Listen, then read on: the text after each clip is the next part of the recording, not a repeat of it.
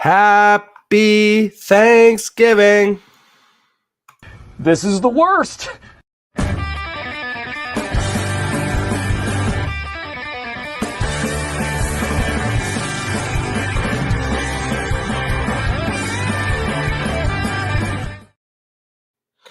Motazi Tabanakis. Welcome into the worst fantasy show. I am your host with the least, Jack Lucenay. Hey, better late than never, am I right? But no, this weekend, a little bit jumbled. It's Canadian Thanksgiving, and I am actually the one that does most of the cooking in my household. So it was a lot easier for me to just go and get some of that shopping done this morning when there's a lot less people and rush and everything. So we're just coming in a little bit later than normal, but that is okay. We are halfway through the London game. Everybody is freaking out about Travis Etienne and his seemingly dead role as the starting running back for the Jacksonville Jaguars. So lots of questions already piling into the Fantasy Football Advice Network. Again, we always take our questions from the Peanut Gallery. I usually just hit up there's like a general chat Q&A forum, but there's also the main website. You guys should definitely go check that out. But if you guys watching have any comments, feel free just to drop them in the comments, and I will prioritize questions in the comments over questions from the network. But we're trying to keep this one tight. Probably going to do maybe 30, 45 minutes here tops, and then get on out of here, because not only is it Thanksgiving, it's actually my 1-year wedding anniversary today, October 13th. So yeah, got a lot going on today. So we are trying to get in and get out. But let's start with some questions from the forum. Give up Tucker Kraft for Khalil Shakir, 0.5 PPR redraft. I have Dallas Goedert. My wide receiver are Amari Cooper, Drake London, and CeeDee Lamb. Start 2 wide receiver and a flex. Yeah, I'm not doing this. As much as Dallas Goedert has definitely outperformed my expectations this year, Tucker Kraft is ascending right now, and it feels like that Bills offense is very questionable. I know Khalil Shakir, I guess, is technically the best wide receiver in a bad wide receiver room. I don't view him as being more valuable than Tucker Kraft, and I would want the flexibility. Again, it's only a 2 wide receiver and flex. I want to have the ability to stream matchups with those tight ends with Tucker Kraft and Dallas Goedert. And then that way I still have Amari Cooper, Drake London, and CeeDee Lamb. I've got 2 of them in the wide receiver and possibly 1 in the flex. So I understand maybe you're feeling like you need some depth at wide receiver and you're wanting to trade what feels like an extra tight end. But in this tight end economy, I'm not giving up Tucker Kraft just for shits and giggles. And that's what it feels like with Khalil Shakir. Baker Mayfield or Kyler Murray today. That is a tough one. I think even though Baker's been playing really well, I'm going to go with Kyler Murray. I think the matchup with Green Bay potentially is a higher scoring matchup than Tampa and New Orleans. And I've said this, I've seen a lot of questions about Spencer Rattler and what to do with the New Orleans skill players, specifically the receivers like Chris Olave. And sure, there exists a world where Spencer Rattler, 5th, 6th round pick, comes out and just dominates the game. I think that's a lot less likely. I a lot of times when I'm looking at situations like this, I think a very easy way of deciphering is just to play it in percentages in my head. So I just look at it's a very basic situation. This is either something that is going to happen or it's not, right? So it's technically you could say a 50-50, but obviously the odds that just a 6th round pick just comes out and shocks the world against a decent Bucs defense, I'm putting those odds at like closer to 20 to 30%. Whereas like the odds that he comes out and just has kind of a mid game, I think that's much more likely, and I'm playing those odds. Hey, good morning, Tootsie Pop. What's going on, Rachel? Thanks so much for popping in. Again, if you guys have any questions, feel free to drop them in the chat. We'll prioritize them over the network questions, but otherwise we'll just keep moving on here. PPR. Need to play 2 of the following. Chase Brown, Josh Jacobs, or T. Higgins. Oof. I really understand not wanting to double dip with the Bengals there. I don't hate it, but because I think Josh Jacobs has to be in your lineup. I think this is a game where I have this sneaky feeling the Green Bay Arizona game, if it doesn't turn into kind of a sneaky shootout, it does feel like it's going to be very much a run game defense style of game, which would feature a lot of Josh Jacobs and James Conner. So on the chance that that's how the game script goes, I want Josh Jacobs in my lineup. And I think it's because I think T. Higgins is just so volatile that I'm probably playing the floor of the 2 running backs. I also think, I don't know if Zach Moss is out, but I know he was dealing with an injury, and he's just been ceding work to Chase Brown in general. I think Brown just looks more explosive. I'm just quickly checking in on Zach Moss's status here. Yeah, so he is cleared after a full practice on Friday. No injury designation. It is against the Giants. So that is another thing, is like, can the Giants, without Malik Neighbors and without Devin Singletary, kind of repeat their success from last week? And can they kind of keep things going? And do we see enough scoring from the Giants to push the Bengals to even really need T. Higgins? Whereas, like, I definitely see a situation where they just lean on the 2 running backs. And again, Brown being the more explosive of the 2. Yeah, I think I'm going with Chase Brown in that situation over T. Higgins. And so my final answer, Chase Brown and Josh Jacobs. All right. Full PPR. Devonta Smith, Darnell Mooney, or Zach Moss. So we're back to another Zach Moss question. Because it's full PPR, and because Zach Moss is obviously seemingly losing his grasp on the starting job, but at the very most be in a full-on committee. I think I'm going with Devonta Smith and Darnell Mooney there pretty solidly. Mooney's getting tons of targets in that Falcons offense. Devonta Smith has been cleared, as has A.J. Brown. They both should be playing. So I think you play the wide receivers there pretty easily. Oh, interesting question here. Do I drop Jalen Wright for Kendre Miller? In a vacuum, no.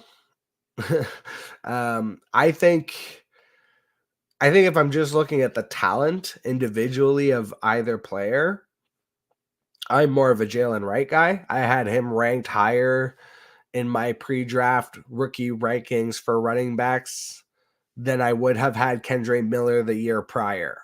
I think Alvin Kamara is a just more solid in terms of health running back than people want to give him credit for. And I look at, again, the situation of Devon Achane is out. Raheem Mostert is, usually banged up at some point or another. Yeah, I think I personally would stick with Jalen Wright. The only way this would sway me is it still feels early. I don't think we're in handcuff season yet, but once you get to about weeks 8 to 10 and you are solidified, that you're making the playoffs, that is where I'll start to potentially link my handcuffs. So if I have Alvin Kamara and I want to just make sure that I have that locked in, sure. Okay, fine. If I have Jalen Wright in the open roster spot, like, that might be a corresponding move that fits my team better. But again, in a vacuum, just looking at the talent of the two players, I mean, me personally, I prefer Jalen Wright. I think he also has more of an opportunity to play and be effective. Especially again, now you look at the situation with the quarterbacks for the Saints, they're basically in the same boat now as the Dolphins. Of you don't know what you're going to get from their quarterbacks, and it's probably not going to be good.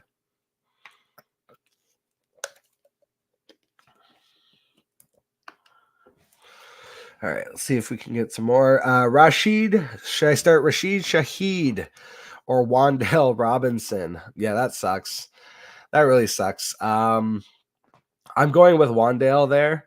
Shaheed has been great, but again, I have no idea what Spencer Rattler is going to look like. I know if it's sexy Jake Haener that comes in after, that's going to be a very average play.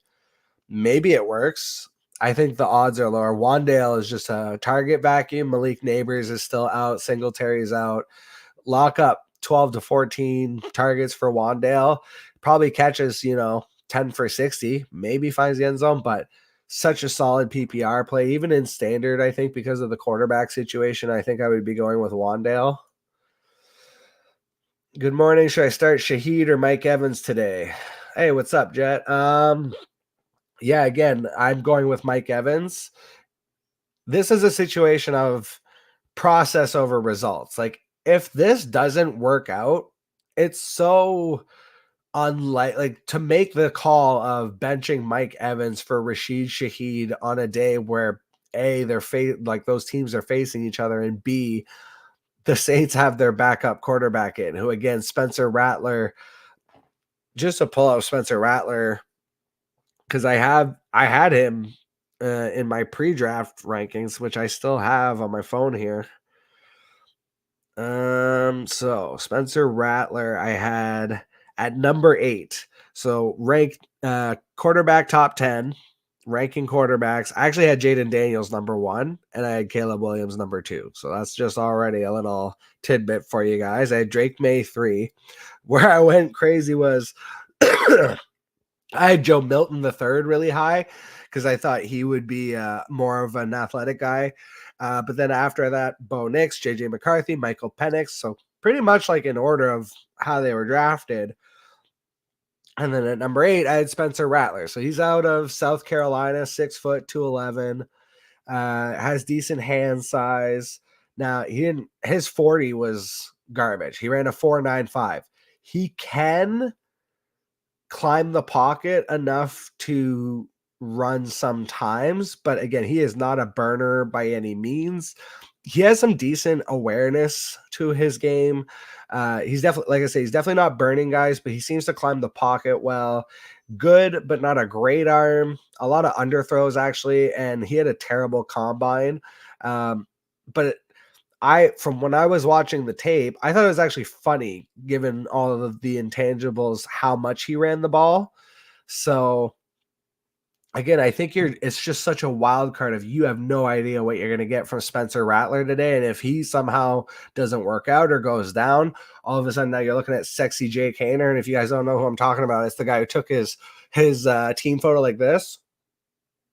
That guy. That's your backup quarterback today. So, and Rashid Shaheed is like a PPR option anyways, or like we'll catch a long one. Whereas like Mike Evans, Hall of Fame wide receiver, has his quarterback. Like, again, I think the matchup historically has always been bad with the Saints. And so I do get that hesitation, but I don't think, Marcus Lattimore is in his prime coming to go against Mike Evans one-on-one all day. Again, I think there is a world where Shaheed outperforms Mike Evans today. It's just such it's an outlier. If it happens, it's going to be an outlier. And so I don't bet on outliers. I bet on the most likely outcome, which to me is Mike Evans outproduces Shaheed today because he has a quarterback and Shaheed doesn't. But again, it's like if Spencer Rattler comes out looking like the second coming of Drew Brees, like, yeah, maybe I'm wrong, but again, I'm looking at that situation of like, how likely is that to happen? Like 20 to 30% maybe, because any given Sunday, it's the NFL. You never know. But I think it's very likely that he has just kind of an average day, and it's a tough defense. And Todd Bowles, the head coach, solid defensive coordinator, especially with defensive backs. I feel like it's going to be a rough day for the Saints. So I'm playing Bucks defense in a league, just to kind of give you an idea. So final answer there was Mike Evans, by the way. Who do I flex? What's up, Yee? T. Higgins, Austin Eckler, Tracy, PPR. I'm going with both of the running backs. First of all, I got to tell you, I'm a known T. Higgins hater.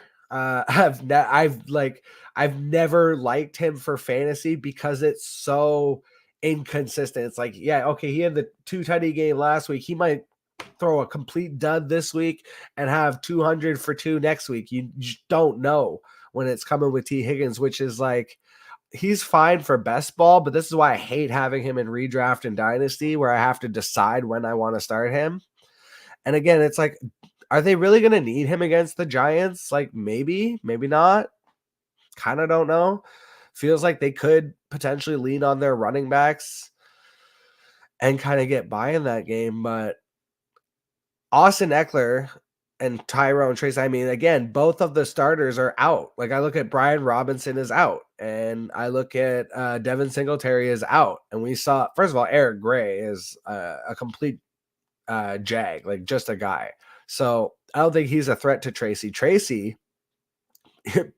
Tracy was one where it was really funny because I was a super Tyrone Tracy guy. Like I had him as like one of my main sleepers, and then it just felt like everybody did. And so I kind of backed off of it. It's like, he's not a sleeper if he's on every single fantasy analyst sleeper list at like in the top 3, you know what I'm saying? So I was like, okay, he's not a sleeper for me now. Now he's the last round pick. So I have a lot of Tyrone Tracy, especially in best ball. So I will say again, I think I'm a little biased on these players because again, I hate T. Higgins so much and I love Tyrone Tracy so much, especially even coming pre-draft. I knew that he was a former wide receiver converted and potentially could have a role in the passing game regardless. And the fact that, again, he looks so good in the running game with Singletary out, I love the play. I'm playing Tyrone Tracy myself in a couple leagues. So if I'm wrong about that, I'm going to eat it with you. But then I look at Austin Eckler and he's been surprisingly good. And if it's just him and McNichols today, because again, Brian Robinson is out, I think he's going to have a good day against the Ravens because the Ravens are very much a pass funnel and Austin Eckler very capable in the passing game. I think he could definitely see like 5 to 6 receptions today against the Ravens. I think that's potentially a really high scoring matchup. I've been trying to get pieces of Ravens Commanders in a lot of my DFS lineups. Like I have Lamar, I have Jaden Daniels, I have Terry McLaurin, I have Derrick Henry. Those are correlating pieces I've been trying to get. I think Eckler is a solid play here. I think the only caveat I'm going to give you is if you are in a even thinking like, okay, what if you started Travis Etienne and now you really need like boom plays to get over? I still think it's probably Eckler and Tracy are the most likely today. Like again, Higgins, I think they just might not need him against the Giants necessarily. Jamar Chase is always going to be there and need his touches too. It could be I could see Higgins having 5 for 80 and a touch. I could just see also Eckler and Tracy outperforming. The one I'm locked in on is Tracy. I think I'm still struggling maybe a little bit with Higgins and Eckler. Maybe I will say Eckler for floor and Higgins for ceiling. But I think for the most part, mostly I would probably go on Tracy Eckler. But I could, again, if you let's just in that world, I have already started Travis Etienne. He's giving me some context here. I have Kamara, Montgomery, Garrett Wilson, Deontay, Anita Flex. Yeah. Okay. So, it's just one of those 3. Oh, well then Tyrone Tracy is my pick because that's the one I actually really liked the most. And if I'm wrong about it, we'll both be wrong together because I'm telling you, I've got him in it's my buddy's $50 league. That's what it is. It's the only one I'm still on Yahoo. I've got 26 leagues and 25 of them are on Sleeper, and this is the one stray that's on Yahoo. It's a $50 league, super flex. I'm starting Tyrone Tracy there. And I think I have actually my other $50 one. I'm pretty sure I'm starting him. It's either that or my big money one. One of those I'm starting. I'm starting Tracy in 2 places that really count for me. So I should tell you. All right, let's get a couple more questions from the forum. Maybe you guys drop a couple more questions in the chat. And like I said, we'll call it a day a little bit earlier today than usual because, again, it is Canadian Thanksgiving. It's funny because on American Thanksgiving, I will be doing probably nothing, and I'll be like right there with you guys for a lot longer. But yeah, this is Canadian Thanksgiving, and I'm like, and it's my anniversary, like I said at the top of the show too. So just a lot going on. Probably cut it at a half hour, tops 45 minutes today. Who should I start as a flex? Jalen Tolbert or Darius Slayton? That's a deep cut. I think after what I saw, Darius Slayton, it does this every year, guys. He shows up and then disappears on you. He finishes with 705 every year. I really like him in best ball formats for that reason, as like a very last round pick. I think I would go with Jalen Tolbert. I think his role is more consistent and steady. It's possible I'm wrong because Malik Neighbors is still out. The Bengals are kind of an underrated defense, though. I think I'm going to go with Jalen Tolbert there because I think against the Lions, they're going to need the points. Half PPR, Dontavian Wicks, Jalen Tolbert, or Jamison Williams. Man, I'm going back to the well with Wicks. I know people are off of that because of what happened last week. He still had 7 targets. He could just as well have the blow-up game this week, and people be like, how did I miss it? I mean, it's against Arizona. If it turns into a shootout, I think Wicks is viable. I know people really like Jamison Williams. I think he's still very boomer bust. And I think Tolbert is probably the floor play here. So I think I'm going with Wicks. Ranking it, it would be Wicks, JMO, and Tolbert. That's how I feel about it. Yee also came back and asked, is Jerome Ford droppable now? In your league, yes. So I'm saying that because I'm just looking at your roster and I'm assuming this is like a 10 to 12 man redraft. And in a situation like that, I'm looking at you have like really solid players.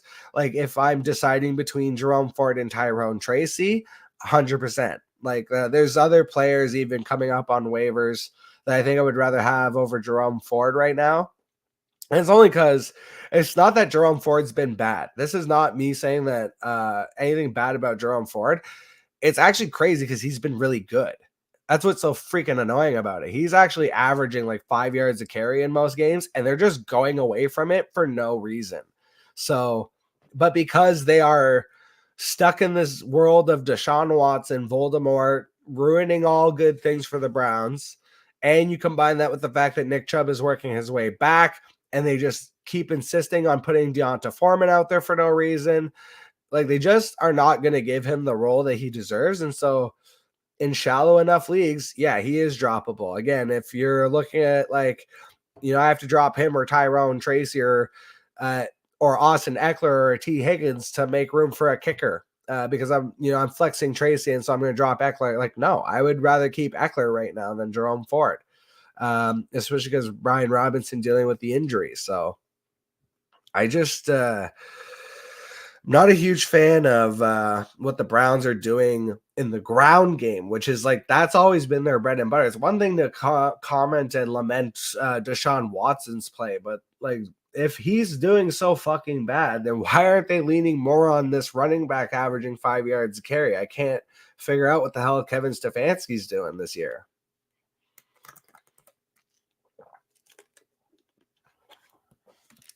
All right, see if we get a couple more questions. Ooh, here's one. This is spicy. I love this. Should I start Jared Goff or Josh Allen? Yeah, I'm starting Jared Goff. Like, first of all, the matchup against Dallas is better than the matchup against the Jets. And yeah, I'm starting Jared Goff. I think even though it's a road game and historically he's struggled in road games, it's still against the Cowboys. So I'm pretty sure that's indoors. I feel like the Cowboys play in a dome, right? Yeah. Yeah. So he should be fine. And again, they're really hurting. Like, they had to put DeMarcus Lawrence on IR. Like, they're missing several defensive backs. Are the Cowboys? Like, it's a much better matchup. I'm pretty sure Goff will get you like a solid 18 to 20. The problem is Josh Allen. I don't see the ceiling right now. Like, it's not just that he got banged up last week. Yeah, he got banged up. He should have been pulled from that game. That was bullshit. But it's also, he just looks bad. This is actually, so it's funny because I feel like I ate crow on Josh Allen too early because I said this would happen. I said Josh Allen was going to struggle this year, that he would not finish as the number one fantasy quarterback this year because I expected offensive regression because you lost your number one wide receiver. I don't give a shit how much people like Keon Coleman's personality. Like, he wasn't just walking in and replacing a Stephon Diggs year one. And then you looked at, like, they bring in Curtis Samuel. He's just a journeyman. Khalil Shakir is a nice complimentary wide receiver 3, but he's not like your starting guy. Expecting Dalton Kincaid to take this like massive leap, like Trey McBride, I think also was a little foolhardy.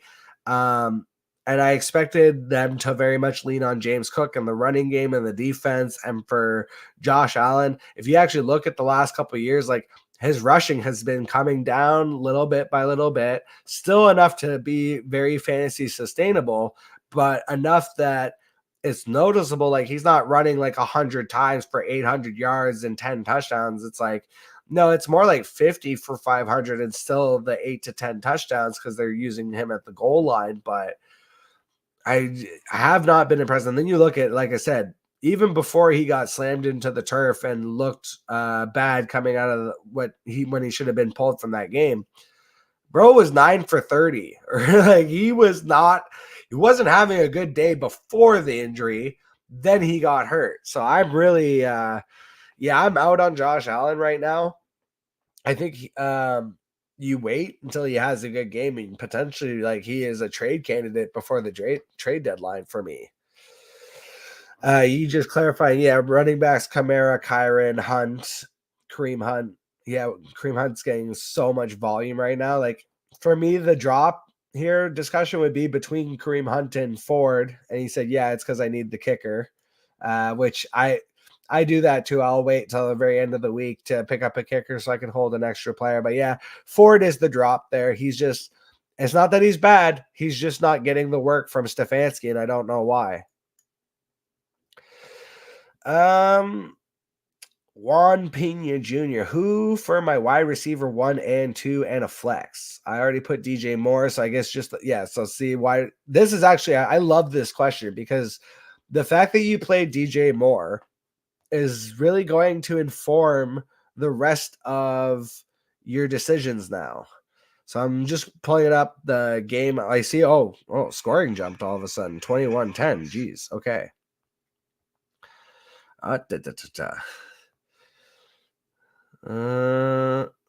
Gabe Davis caught a touchdown. That's hilarious.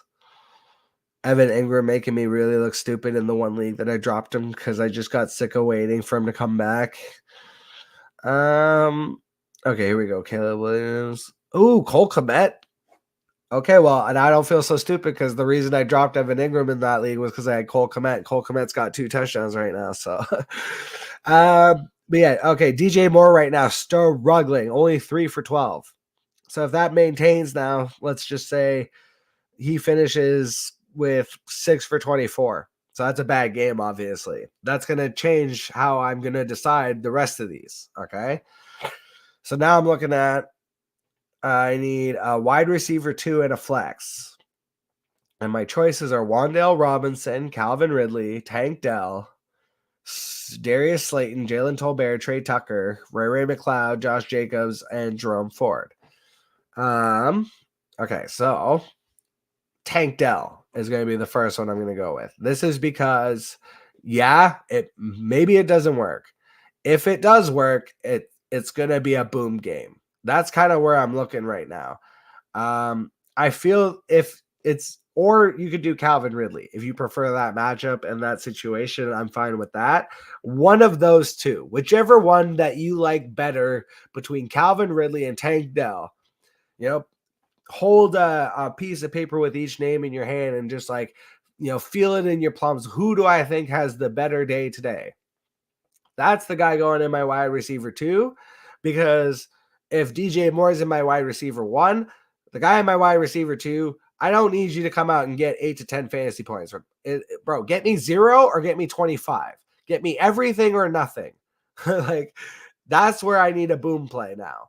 So I'm either going to go with Tank Dell or Calvin Ridley. For me personally, it would be Tank Dell. Even though the matchup looks a little bit rougher, I think, against New England, I'm looking at what Seattle did against them a couple weeks ago.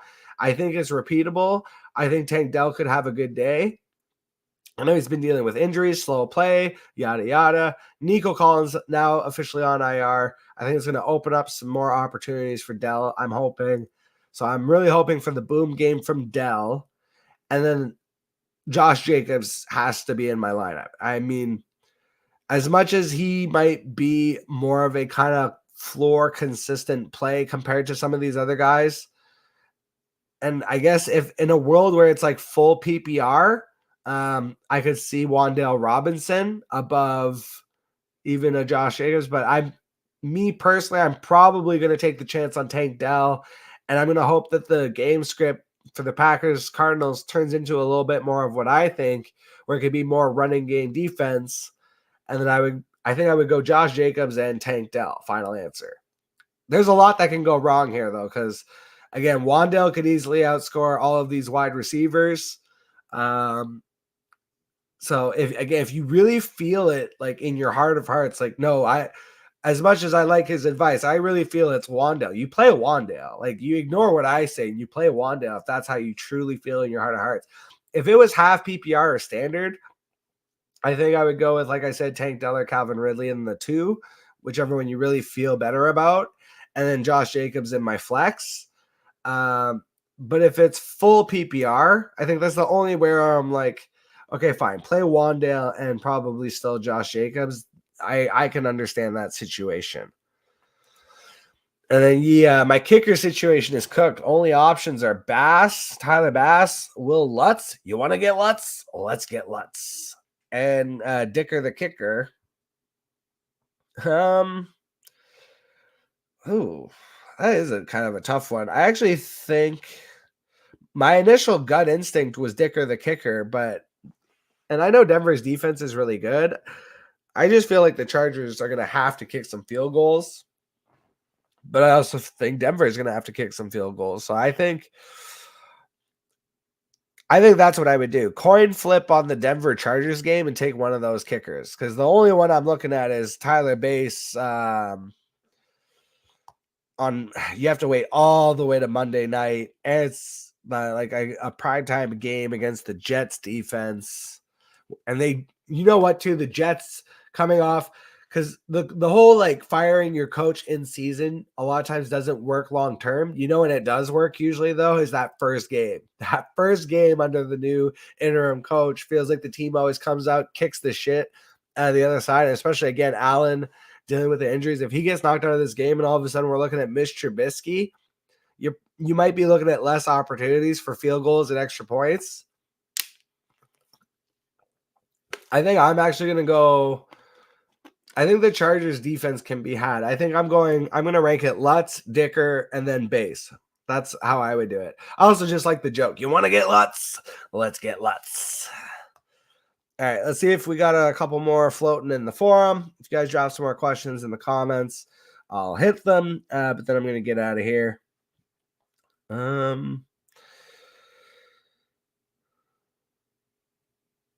I actually kind of like this question. Okay, so I'm trying to get a good running back. I'm looking at getting Josh Jacobs, Breece Hall, Jahmyr Gibbs, David Montgomery, James Cook, or who the hell is Jay Morgan? I don't know. I'm going to ignore that. Anyways, the pieces I'd be willing to give up are Wan'Dale, Shaheed, JSN, Chase Brown, and Eckler. I'm just not sure how to make a good trade for any of the RBs I want. Well, for one thing, you're going to have to be willing to give up more than the players you said, probably. I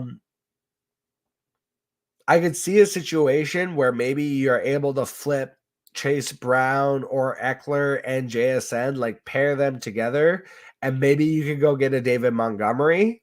I think that level is achievable, but you're not getting a Jahmyr Gibbs. You're not getting Breece Hall, even as bad as he's been.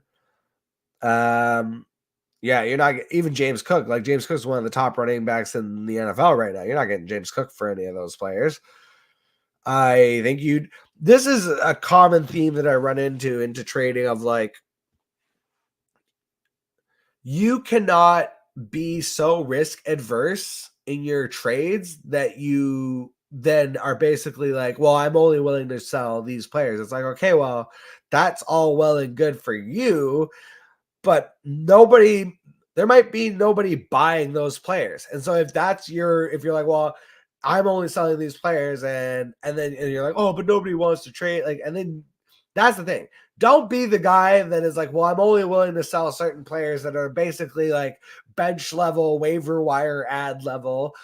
And I want to trade 3 of them for your fucking superstar and then be like, well, nobody wants to trade in my league. It's like, yeah, bro, like you have to take risk sometimes when you are trading, again, I go back to one of the trades I made earlier this season and I traded away Devon Achane and Jared Goff, and I got back Kyron Williams and Anthony Richardson. And there was somebody else involved in that trade. I'm not 100% sure who it was, but it was like everybody is getting something in this trade. Like when I send trades to people, a lot of times what I'll try and do is be like, do I have excess wide, like just again, the easiest example is like, do I have excess wide receiver or excess running back? Do they have a need at running back or at wide receiver? Okay. That's easy to make those types of trades. But sometimes, like I said, I was willing to bet when I traded Achane, it was still coming off the first good game without Tua, or like where Tua got hurt, where I was like, ooh, I don't like how this situation is going to end up keep going. So I traded him. My goal was to get Kyron Williams. So trading Achane for Kyron, okay, but now how do I benefit that other owner? I was like, well, I'll take the risk on from Anthony Richardson because I know I can pick up Joe Flacco on waivers, and I will send them Jared Goff, who's like a more consistent quarterback. And, in a super flex league, that has a lot of weight and value. And so that made the trade, like, again, a win-win for both teams. So it drives me nuts when it's like, well, I'm only willing to sell these players. Like, look, I'm willing. I feel like when I go into a season, there's very few times where I'm like, I am unwilling to sell a player at any cost. Like every player has a price. But again, it's like understanding how to take a risk. So again, it's like you look at the running backs that you're talking about. Maybe you have a running back that is good, but is maybe a little bit more volatile, or you have Bijan Robinson. Bijan Robinson is a good example. Or if you had like a Tony Pollard, or I'm trying to think, like, Saquon and Derrick Henry, they're unattainable on a different level, it feels like.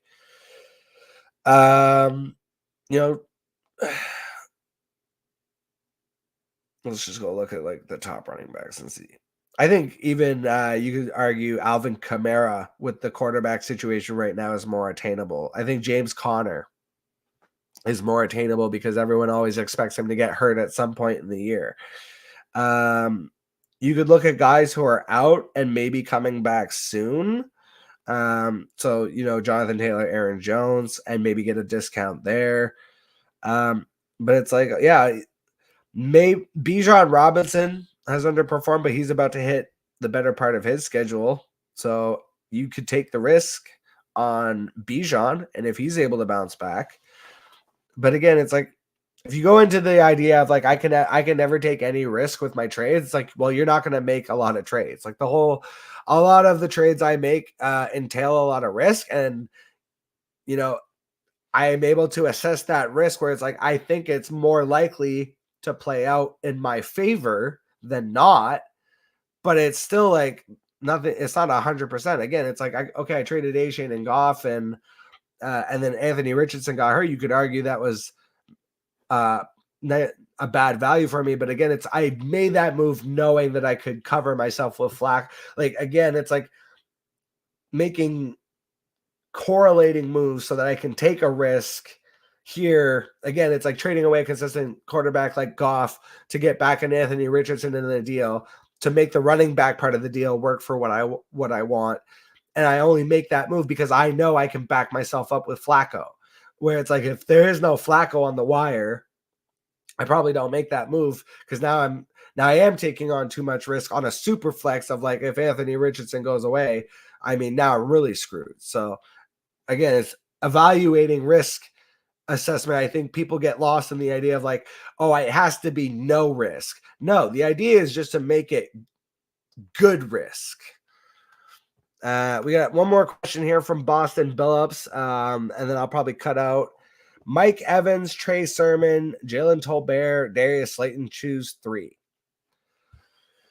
I'm benching Sermon. I don't like the matchup. The Titans' run defense is pretty good, and if Sermon doesn't fall into the end zone, he is going to have the worst game out of these 3, I think. Slayton, very scary, could definitely go away, but I think no Neighbors, no Singletary. You go back to that well. And so final answer again, Mike Evans, Jalen Tolbert, and Darius Slayton. I'm going with the 3 wide receivers over the running back there. All right. I super appreciate you guys jumping in. Again, we're going to cut it a little bit short today because it is Canadian Thanksgiving and my anniversary. I will be back tomorrow. I set it up for a certain time. I have no idea what time I'm going to go live tomorrow. I think it's probably going to be the middle of the day because I'm going to be cooking all day and dealing with a bunch of stuff in the evening. So I won't have time then. I think I'll probably do it like around noonish, but don't quote me on that. But it's just going to be the reaction show tomorrow anyway. So it'll be easy peasy, lemon squeezy. But yeah, I really hope you guys have a great Sunday of football. Best of luck in all of your fantasy matchups. And until the next time, I'll catch y'all on the flip side.